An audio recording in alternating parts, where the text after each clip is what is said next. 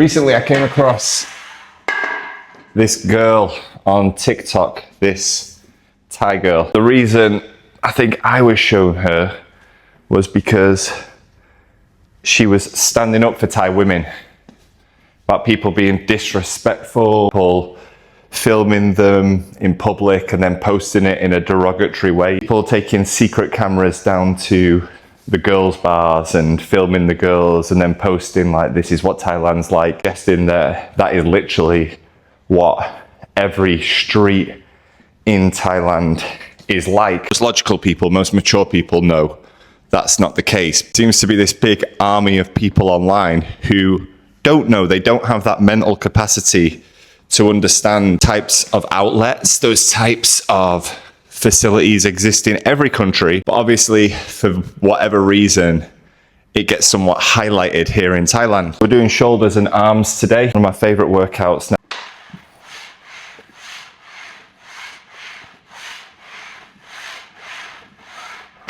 When I was listening to that girl, she actually mirrors most of what I've been saying on this channel or what I was saying on my short TikTok videos, although I think short form content is a very toxic environment. There's a lot of people don't have the attention span to watch an 8, 10, 12-minute YouTube video. You get a wider range of people on TikTok, on Instagram. They can watch their 10-second video. They don't really need to watch the entire 10 seconds. They've made their mind up after 1 second or after one word on the screen, and they're going to write their silly comments anyway. So I think it's no surprise that an environment like TikTok or an environment like Instagram can be a lot more toxic and draw out a lot more cretins than something like YouTube. But don't get me wrong, I still get them on here too. What she's saying is there's more to Thailand than just those places. There is more to Thai people, to Thai women, than just those places. It's always crazy to me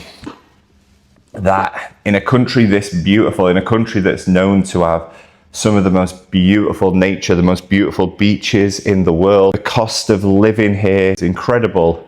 And of course, that kind of ties in to this whole issue that we're discussing here. Obviously, there are financial connections, that goes without saying. It's crazy that people focus so much on literally two things: nighttime aspects of Thailand and of course, ladyboys.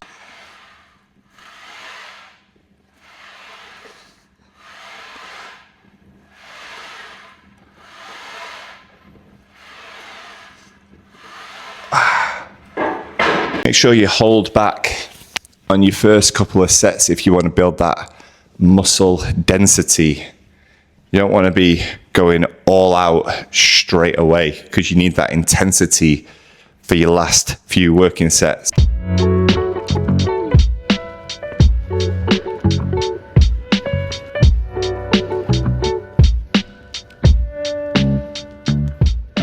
So anyway, to get on to the point that I want to make, as a man who's out here and married with a beautiful halfling baby, half and half, most beautiful human being I've ever seen in my life, I would advise you to be careful what you post online, what you say online, what you share online about your family. That's not me saying there's anything to be ashamed of. I do it all the time. I'm talking about it right now. I guess it depends how thick your skin is, right? You've got to be prepared for small-minded people to crawl out of their little hole of depression in order to try and brighten up their own day by making some judgmental comment about your loved ones. And trust me, in this ultra toxic world, you would expect that people would write stuff about your wife in terms of those generalizations. Where did you meet her? Blah, blah, blah. Wouldn't expect people would go so low to bring children into it, but it happens. You have to have a really thick skin in order to post consistently, sharing what should be just simple things. People are going to find the negativity in that, and that makes me sad in one way, but it's just a reflection of the society that we live in, right? So many small-minded, sad people who are definitely jealous of us. We get to live in a place which is, for most people, the dream. A once-in-a-lifetime holiday, maybe when you're young, or maybe that target when you're getting old, you want to come and relax somewhere like this. There must be an element of jealousy. Like, I've lived a somewhat crazy life, and I've spoken on this channel before that it's not been easy. There have been many difficulties to go along with what might look like a glamorous lifestyle online. There are many things that you have to come to terms with in your head. Family, friends, security, finances, basic things that you have to work really hard on compared to somebody who respectfully gets a job at 22 and just works in the same job, the same career, the same timeline for their entire life. Make sure you've got a nice stable lower back and keep your core tight. Control the weight at all times.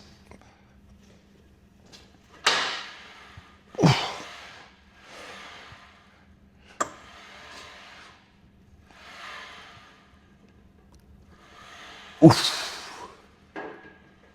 Actually, I had a few messages from people down the years commending me on the way I stand up for my Thai wife. I'm not standing up for my Thai wife. I'm standing up for literally my wife, the only wife I've ever had. Hopefully my wife doesn't hear this because I don't want it to sound incorrect, but I've dated women from all over the world, guys. When you live a international lifestyle, much easier to meet a wide range of people because you sort of enter into that expat community, and it's not just English people in that expat community, it's people from all over the world. Dated, I'm not a playboy, have dated girls from all over the world, and nobody compares to this little angel that I'm married to right now.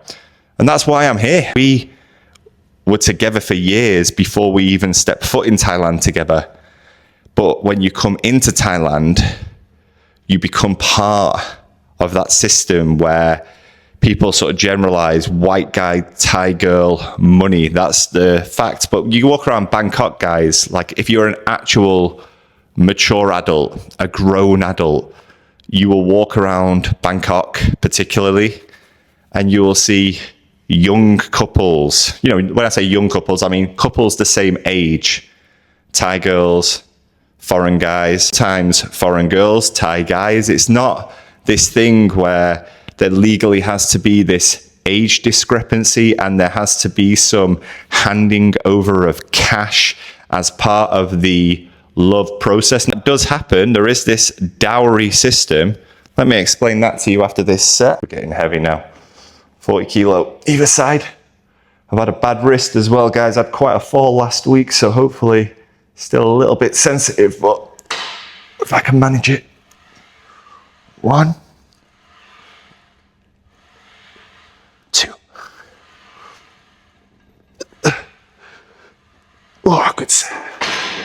All about control. So this dowry system, guys, it's basically the handing over of cash as a symbol of goodwill, I guess you would call it, between families upon the agreement of marriage. I think every mixed couple in terms of mixed cultures is all about compromise. Successful in a mixed culture relationship, both partners have to be submissive in certain ways. Both partners are going to have to do things a little bit differently to what they might have seen growing up. If someone grows up seeing two parents and culture operating in a certain way, and then they meet and fall in love with someone from a different culture, then obviously it's going to be a little bit different, right? That just goes without saying. I've compromised quite a lot. I mean, I live here. I love living here, but there are difficulties to me at my age living here. To live here in your 30s, you know, it has its challenges. That is one thing I couldn't compromise on.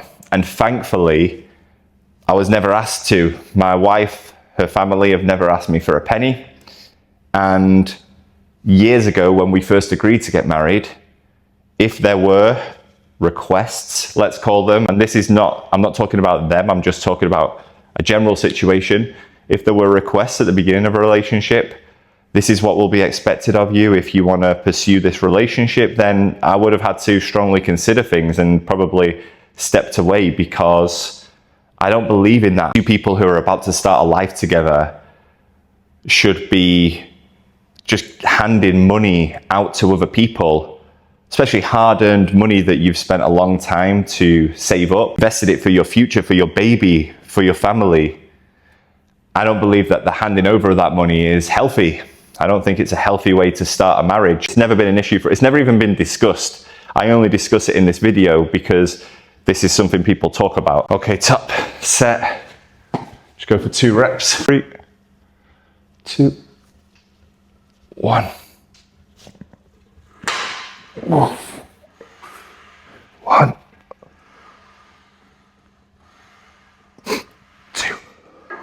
Oh, I can feel this little wrist playing up now. So this is where we're going to end the heavy stuff. I know sometimes I'm a talker. I love to share stuff about my family life because they are my family. They are my 2 girls. I say you have to be careful speaking about your family, about your wife, etc. The truth is you should just fucking ignore the trolls.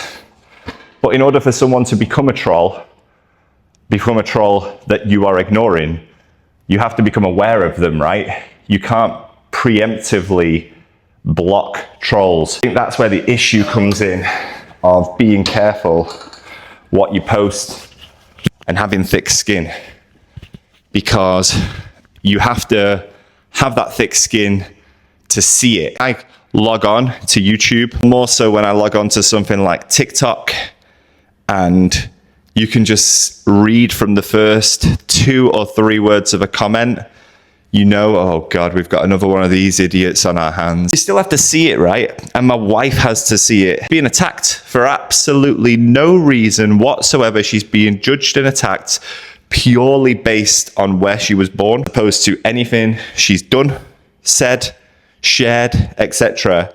They are literally seeing the fact that she's Thai and making these pathetic judgments. So you've just got to be strong. You've got to be aware. You've got to be somewhat prepared, mentally prepared that, yeah, there might be some dickhead comments. You've got to decide what your best course of action is in terms of how to deal with those comments. Whether it's to immediately block them, or whether in some cases, as some people have messaged me saying, they've deleted social media. And I think that's really sad, not because social media is amazing or anything like that. Not like, oh God, you're missing out on the experience of a lifetime sharing things on TikTok, sharing things on YouTube. I think it's sad that people have to make a decision like that based on what's best for them, whether it be mentally, whether it be considering their wife, etc. Just being forced by idiots who hide behind faceless profiles, who've got literally nothing going on in their lives. Because I tell you what, anyone who's a dad, anyone who's happily married, wouldn't be going online looking for trouble, disrespecting people, arguing with people, etc. Because when you have that certain level of happiness, you're not interested in bringing other people down. Stop posting things about your wife. Be proud of who you are. Be proud of who she is. But then again, it shouldn't be a case of like, I am proud of her. I am proud of her. It should just be a case of, this is your wife. To me, like, this is my wife. This is who I spend my life with, who I spend my time with, who I make my memories with, my experiences. I won't change it for the world. Thank you for watching this one, and I'll see you next time.